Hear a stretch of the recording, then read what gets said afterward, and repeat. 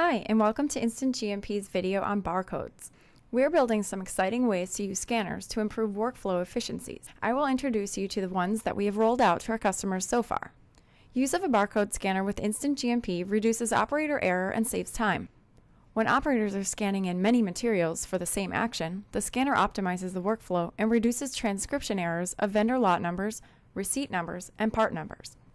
When operators use their scanners, using their badges becomes habit and signature captures quicker. No typing equals no typos.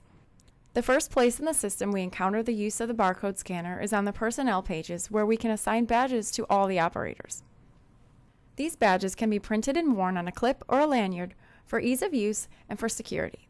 Labels may also be printed for materials after they pass their testing or after CFAs are approved. You can print the label and adhere it to the material packaging itself. Integrated equipment labels may also be printed and adhered to equipment in the lab or on the manufacturing line. The use of the scanner reduces transcription errors and saves time. The scan data automatically populates the manufacturing instruction step, the material use log, and the traceability report. We are working on more features, including bin location barcoding.